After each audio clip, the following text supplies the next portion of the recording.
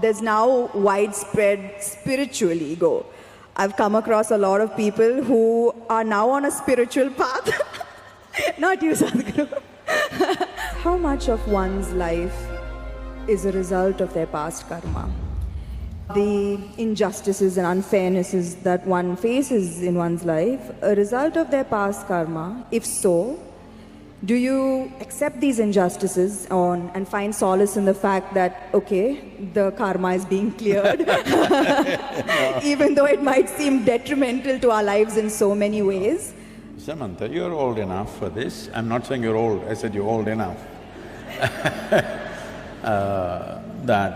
Do you still expect the world to be fair to you? That's why I'm asking this question. Can I blame it on my past karma is what I'm asking. I want the world to be fair to me is a schoolgirl question. By now you should know the world is not fair. It will not be fair to you. But if you dig deep into yourself and have a taste of life, not a taste of your thought and emotion, the taste of life that you are, then you will see life is not just fair, it's just fantastic. So, do you want fair life or fantastic life? You must decide. I've noticed this, that beyond the material ego, there is now suddenly a widespread… Who's this ego guy, your friend? Is all around me. And in my industry, the heights of it. So beyond the material ego, I've noticed there's now widespread spiritual ego. I've come across a lot of people who are now on a spiritual path. Not you, Sadhguru. who consider themselves superior to people who are not on a spiritual path. How would you advise such people to ensure that they don't fall a prey to this new spiritual ego? First we'll address this ego guy, okay? If you show me where it is, I'll fix it right now. I wish I knew where it was, it just keeps coming suddenly. So, you don't know where it is. The thing is just this, see at certain moments, as a person, as a woman, you are a beautiful person, wonderful person, I mean. I'm sorry, I didn't say only at certain times you're beautiful, you're always beautiful, but certain times you're wonderful, all right? Certain moments maybe you're nasty, possible. So whenever you're nasty, you say, it's my ego. Why don't you say, it's me, I'm sometimes wonderful, sometimes nasty. If you see this, naturally nastiness will go down. But if you say, whenever you're nasty, Mr. Ego does this, and you don't know where he is, you don't know his address or ID, nor do you know his phone number, so how do you fix this guy?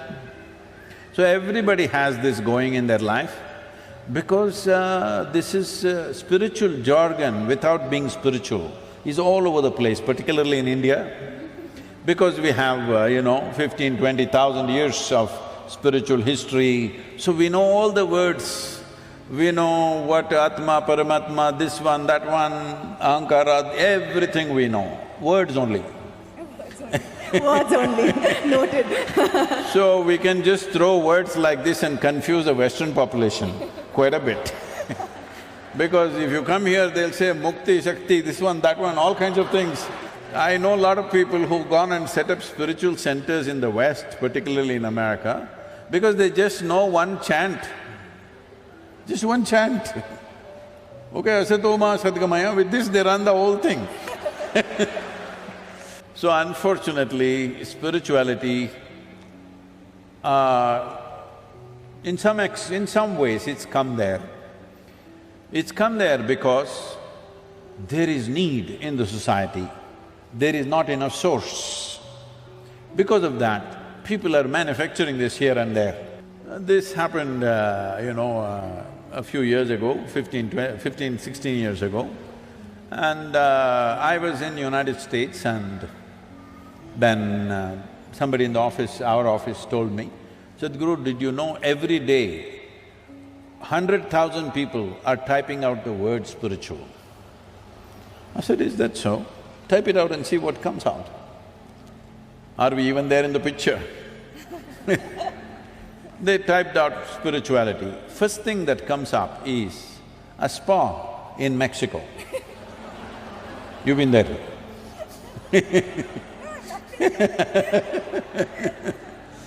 And the next thing that comes out is a call girl in Northern California. She has learnt all that SEO. For everything she says spiritual, spiritual, spiritual. 108 times she uses the word spiritual on our website. You say spiritual, she comes up, number 2.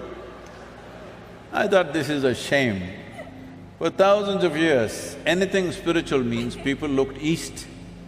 East means India, that's what it meant. So I said we must start something, a spiritual gateway, that if people say if they seek spirituality, they must look towards India. Because this is one culture which has spent maximum amount of time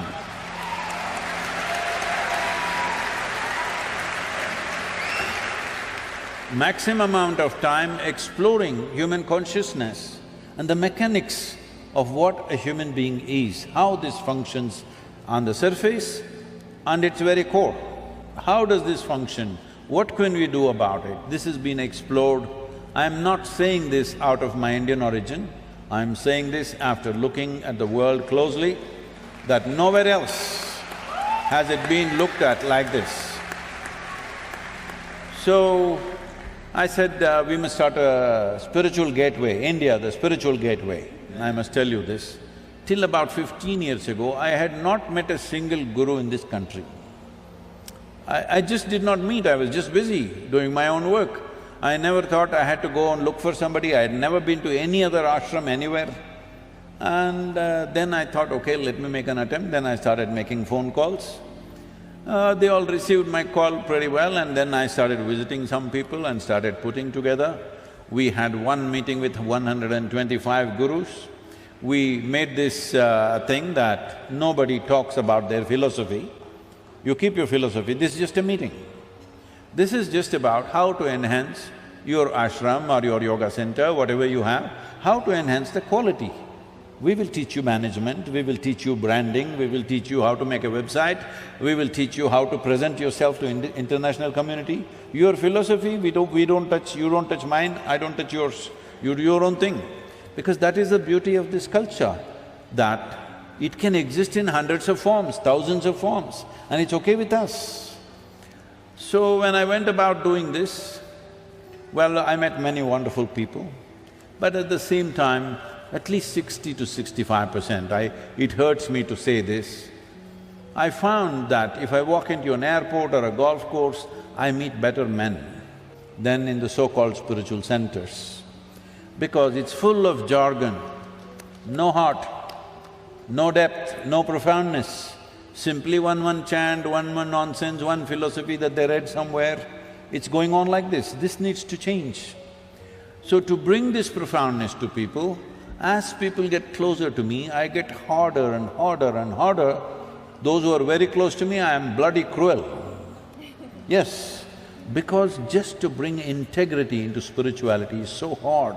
Because the moment they get spirituality, little, like you said, you're calling it spiritual ego, I call it spiritual airs. They get spiritual airs, air bubbles get in their head. Suddenly they start acting funny, they start saying things that don't exist, they start talking about nonsense that nobody understands. If you speak something, whatever nonsense you speak, people in front of you must understand, otherwise why the hell are you speaking? Because the purpose of speech is to make somebody understand what you're saying. No, if I say something that you don't understand, I become big, you become small. This is rubbish. This is going on for too long. So, this whole spirituality as a thing, unfortunately, has fallen on bad times, but slowly it is rising because people's longing is increasing. I must tell you this, 40 years ago when I first started the programs in our engineering programs in various different forms. 85% of the people used to come to the programs only for health problems. Only 12–15% came to know something. Today, over 90% of the people come because they want to know something, experience something. Only 8 to 10%.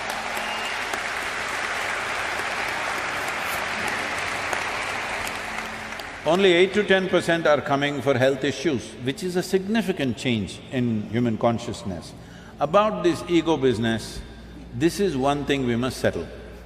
See, within you, is there only one person or two? I think one. You think one? I'm going to go with one. One. That means you're an individual. An individual means, the word individual comes from indivisible. You're not further divisible, that's good, you're an individual. If you are two, then you're either schizophrenic or possessed, psychiatrist or exorcist.